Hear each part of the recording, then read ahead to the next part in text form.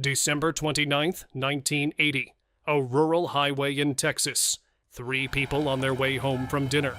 What they drove into that night left one woman barely able to walk, left another cycling in and out of hospitals for 18 years, left a 7-year-old boy asking questions he's still asking today. A NASA engineer came down to investigate. He found what he was looking for: a road that had been scorched from above, witnesses who hadn't spoken to each other, and physical evidence that told a story the government didn't want told. Then the government came, and when they left, the evidence was gone. This is not a story about a blurry photograph. It's not a story about a farmer in a field who saw something weird and told his cousin who told a blogger.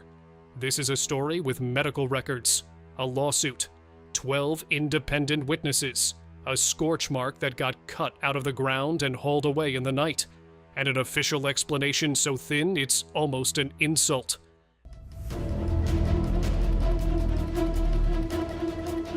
Betty Cash was 51 years old. She was the kind of woman who didn't fuss. Practical, direct.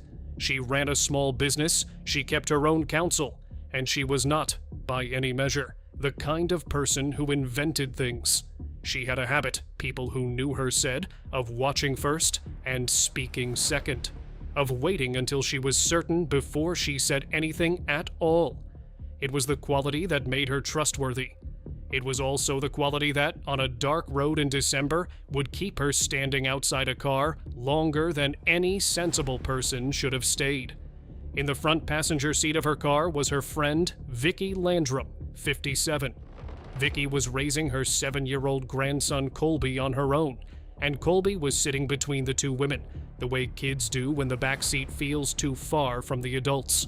The 3 of them had just finished dinner at a truck stop and were heading home on Farm to Market Road 1485, a 2-lane highway that cuts through dense pine forest northeast of Houston. No streetlights, no shoulders to speak of, just trees pressing in on both sides and a narrow ribbon of asphalt ahead of them. It was just after 9 in the evening. Vicki saw it first, a glow, distant, ahead of them and above the tree line. She assumed it was a plane. They weren't far from Houston's air traffic corridors, and she didn't think much of it. But she kept watching, and the light didn't move like a plane moves. It didn't track across the sky on a descent path. It didn't fade or bank. It just hung there. And as Betty drove the winding road, it seemed to drift closer, not because Betty was driving toward it, but because the thing itself was moving toward them. At the same time, something else was happening. The inside of the car was getting hot. Not heater hot, not stuffy from 3 people in a small space. Something else, a penetrating heat, like the warmth you feel when you open an oven door. Except it was coming from outside and pushing its way in. Vicki was sweating. Her breathing was getting shallow. She pressed her hand against the dashboard and it was warm to the touch.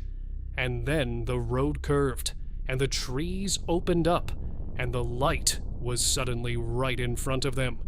Betty hit the brakes.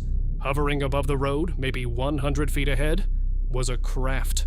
Not a plane, not a helicopter, not anything Betty or Vicki had ever seen or had a name for. It was diamond-shaped, 4 flat, angular faces, narrowing to a point at the top and the bottom, like 2 pyramids pressed together at their bases. It was large, somewhere between the size of a water tower and a barn. Its surface appeared to be metallic, but it was glowing, a deep, angry red, the color of metal that's been sitting in a furnace. And every several seconds, with a sound like a gas jet igniting, fire would blast downward from its base and hit the road below it, scorching the asphalt black. It was not hovering silently the way UFOs are supposed to hover in the movies. It was loud, a grinding mechanical roar, cyclical, rhythmic, like an engine that was working very hard to keep something very heavy in the air. And it was completely, utterly stationary, just sitting there, over the road, blocking their path. Colby started crying immediately. Betty couldn't move the car forward, not with fire hitting the road directly below the craft. The road was too narrow to turn around quickly. They were pinned. 3 people in a car, engine idling, staring at something none of them had a Category 4. They waited 1 minute, 2 minutes. The craft didn't move, just hovered and roared and spat fire into the pavement. After a few minutes, Vicky and Betty made a wordless decision. They were going to get out. Looking back, neither of them could explain exactly why. Maybe fear had simply burned itself out, and what replaced it was just raw human curiosity. Maybe sitting inside a hot car staring at something impossible felt less tenable than standing outside a hot car staring at something impossible. Whatever the reason, Betty opened her door and stepped out. Vicky told Colby to stay put, and stepped out too. The heat outside was immediate and intense, like standing near a large bonfire, except there was no fire near them. Just that thing, 100 feet away, radiating. Vicky looked at it directly, and something happened to her that she would spend the rest of her life trying to explain. Vicky was religious. Deeply, sincerely religious. The kind of faith that isn't performance, that lives in the bones. And standing on that dark road, looking at a burning, hovering, roaring thing descending fire from the sky, her mind reached for the biggest frame it had. She thought she was looking at the return of Christ. She believed it. Completely. In that moment, every detail matched what she'd read. The fire, the light, the sheer impossible presence of it. She began moving toward the craft, and then Colby screamed her name. He was absolutely terrified inside the car, pressed down under the dashboard, making himself as small as possible, sobbing. The sound of him cut through everything. Vicky turned around, went back to the car, got down on the floor with him, wrapped her arms around her grandson, and began to pray out loud to calm him down. Betty didn't move. Betty stood outside that car in the heat, looking directly at the craft for close to 15 minutes. Alone. No windshield, no metal door. Nothing between her and whatever that thing was radiating into the night air. She watched it the way she watched everything, steadily, carefully, waiting until she was certain. Except this time, certainty never came.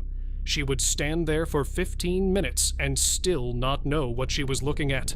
She would carry that not knowing for the rest of her life. Then the roar changed pitch, got higher, louder. Vicky lifted her head and looked through the windshield. The craft was rising. Slowly at first, then faster. The flames intensified as it gained altitude. And as it climbed, something else appeared. Helicopters, military helicopters, the kind with the double rotors, the heavy kind, pouring in from every direction. Vicky would later estimate she counted more than 20 of them. They formed a loose formation around the craft, surrounding it on all sides, moving with it as it climbed, not pursuing it, not trying to intercept it, but escorting it, accompanying it. Together, the craft and its helicopter escort, they banked west and disappeared beyond the tree line, and then the road was just a road again. Dark, empty, a scorch mark on the asphalt where the fire had been hitting. 3 people in a car that was still running. Betty got back in. Vicky climbed into her seat.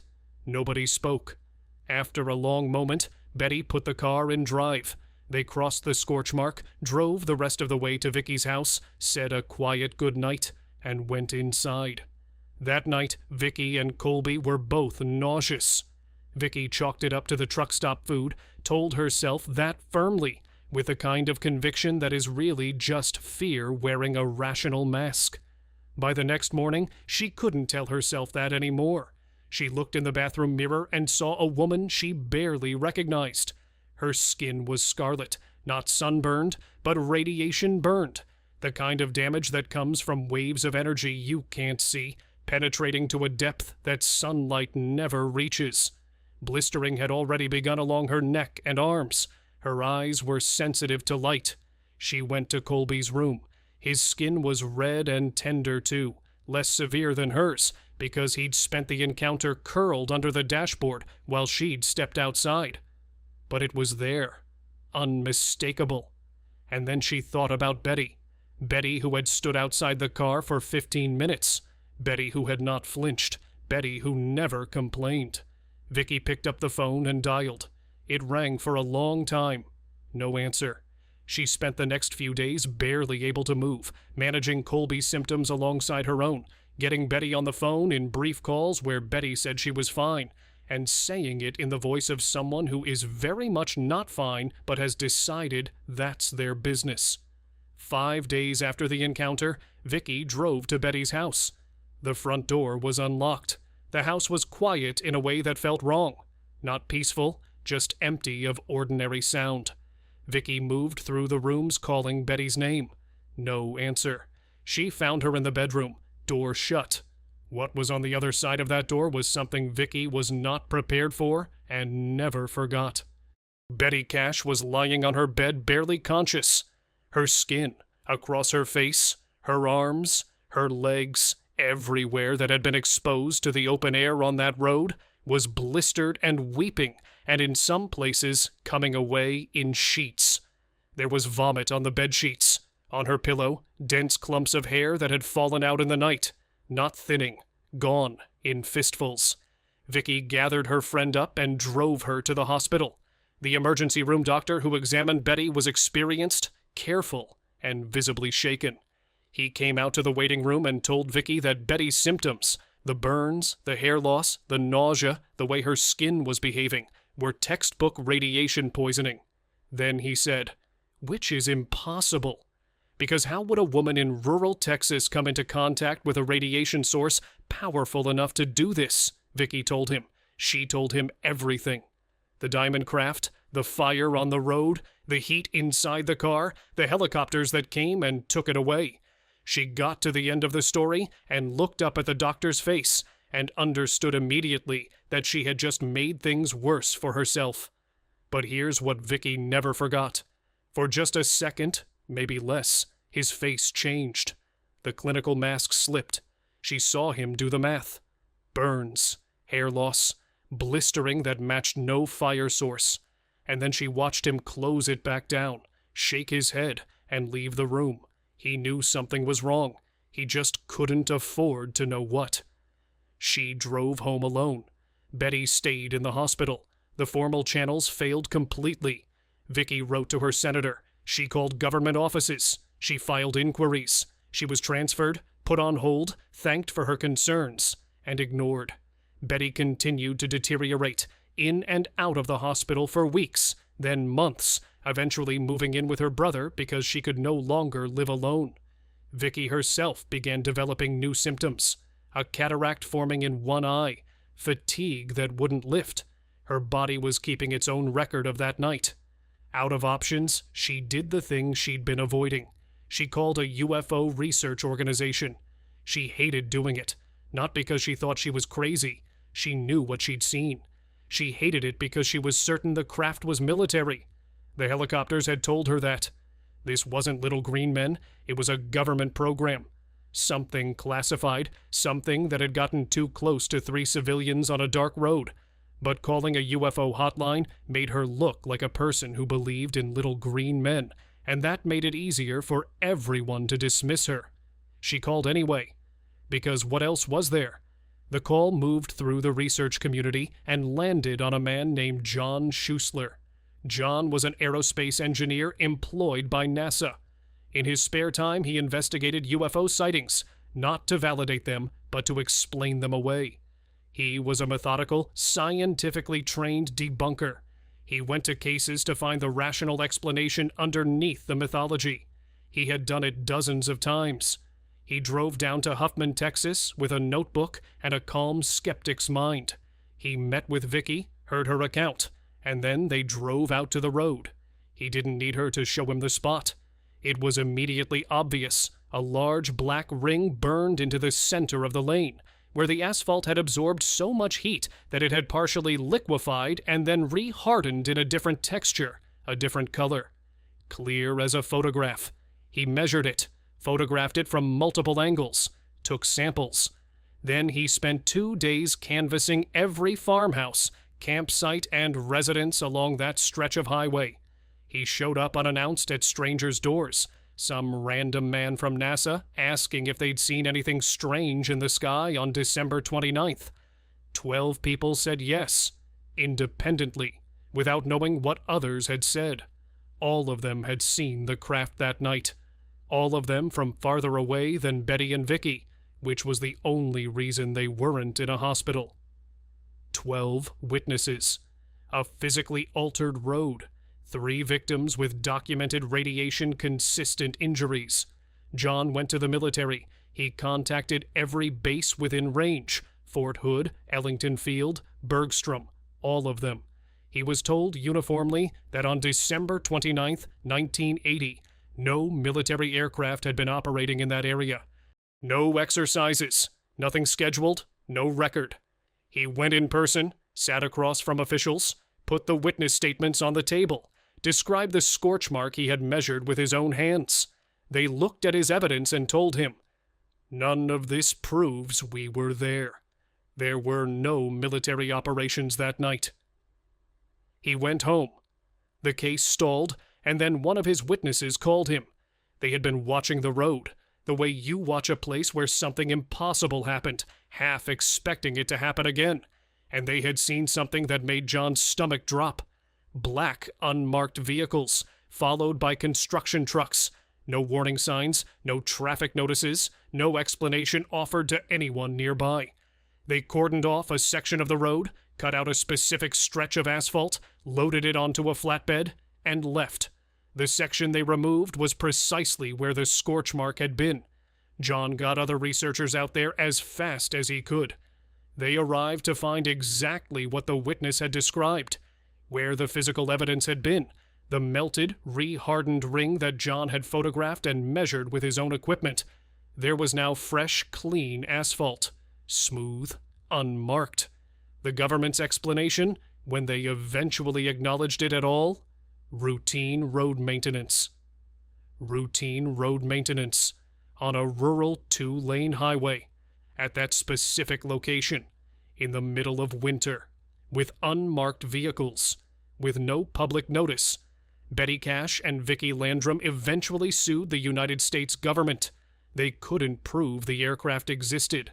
The evidence had been removed from the road. No military branch would admit presence. No document surfaced.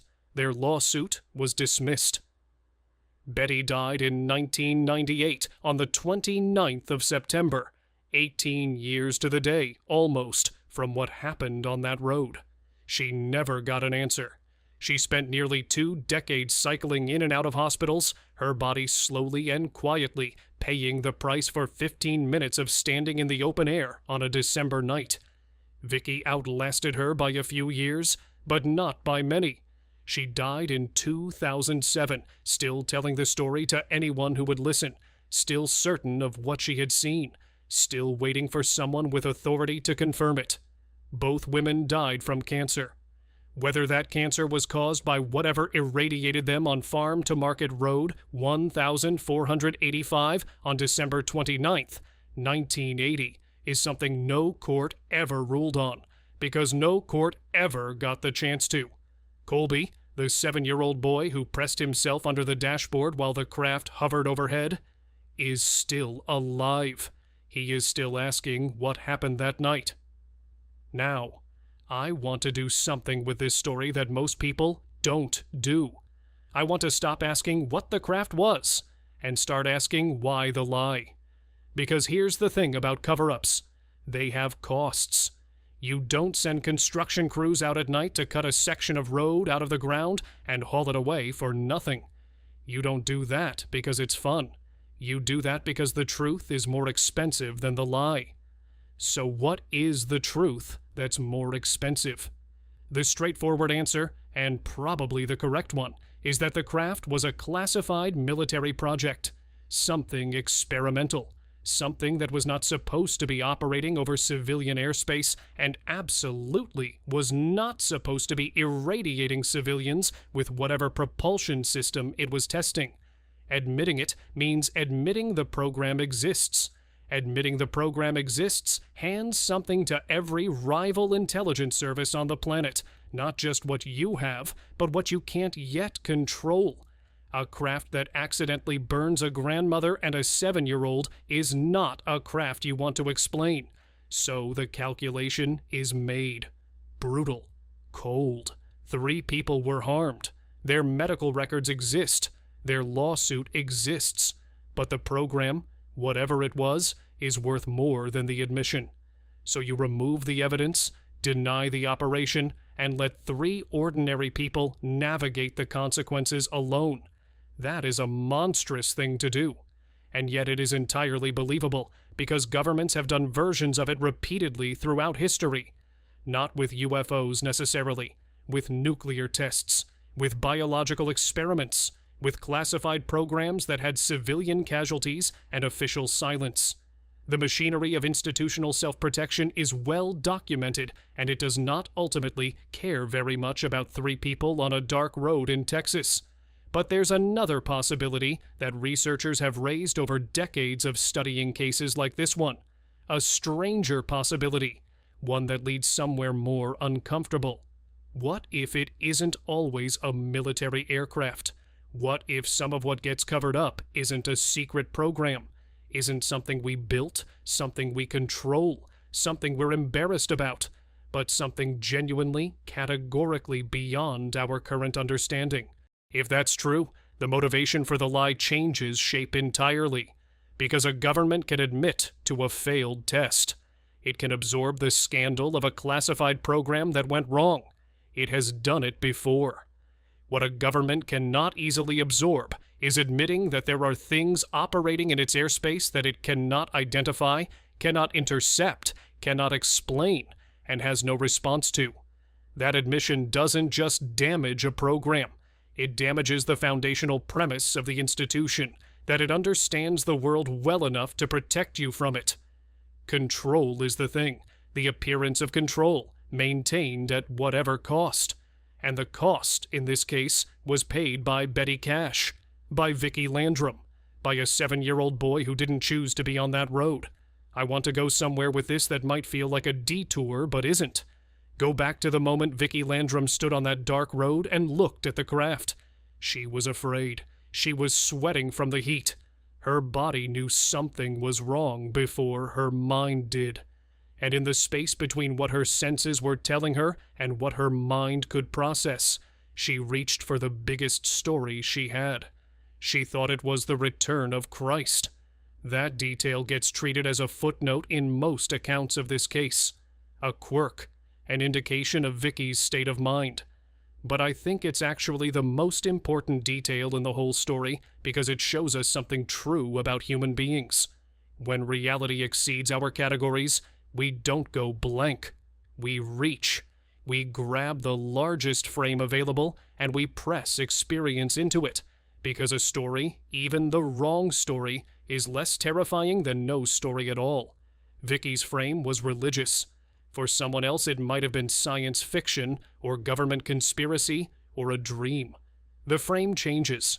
The reaching is universal.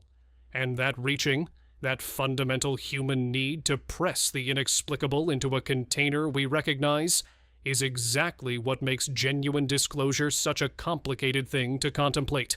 Not politically, not militarily, because every major tradition on this earth has a cosmology. A story of origin, of purpose, of who we are in relation to everything else. Many of those stories, in ways that differ enormously across traditions, but converge on certain assumptions, place humanity at the center of something, chosen, tended, uniquely significant. What happens to those stories if the frame cracks open? Some theologians argue they expand, that an infinite God is not diminished by an infinite universe, that encountering other forms of intelligence or consciousness in the cosmos would simply deepen our understanding of creation. The way a new room discovered in a house doesn't make the house smaller. That scripture has always been large enough to hold more than we've asked it to hold. Others aren't so sure. They point to the psychological architecture of belief, how it functions not just as theology, but as the load-bearing structure of daily life. How people use their understanding of the cosmos to make sense of suffering, of death, of why any of this is worth enduring. And they ask, what happens to that structure when its foundational assumptions are challenged not by argument, but by evidence? Not by a philosopher saying maybe we're not alone, but by an official standing at a podium and saying we have confirmed it. For some people, for many people, that moment would not be a deepening. It would be a rupture, a crisis of meaning so fundamental that no amount of theological reframing would immediately reach it. And governments know this. This is not a conspiracy theory. Officials have said in various contexts over the decades that one of the reasons sensitivity around anomalous phenomena is maintained is precisely because of the potential for societal disruption. The concern isn't just military, it's psychological, cultural. The worry, whether you think it's paternalistic or genuinely prudent, is that the truth, delivered without preparation, without framework, without time to absorb it, would not liberate people. It would break some of them. And here is where I land, sitting with all of this. I don't think the people who covered up what happened to Betty Cash and Vicki Landrum and Colby did so because they were cartoonishly evil. I think they made a calculation, the kind of cold institutional calculation that organizations make when they've decided that their interests and the public interest are the same thing. They were wrong about all of it. They were wrong that the truth was too dangerous to give to 3 ordinary people. They were wrong that a grandmother didn't deserve to know what had made her skin fall off her face. They were wrong that a 7-year-old boy could be left without answers for the rest of his life, and that would be an acceptable outcome. They were wrong that control, the appearance of it, the maintenance of it at any cost, was worth more than the truth. Human beings are capable of holding enormous things. We are not as fragile as the people who make those calculations believe we are. We can be told hard truths. We can absorb the rupture. We can find new frames. What we cannot do, what we were never supposed to have to do, is spend the rest of our lives sick and unanswered on the other side of someone else's decision that we couldn't handle knowing. Betty Cash deserved better. Vicki Landrum deserved better. Colby deserves an answer. Before you go, if you're new here, this channel is where we take the stories that are too strange for the evening news and too well documented to ignore, and we sit with them. We don't sensationalize. We don't speculate wildly. We just follow the evidence and ask the uncomfortable questions at the end. If that sounds like your kind of place, subscribe, turn on notifications, and come back next week. One word. That's all I want from you in the comments.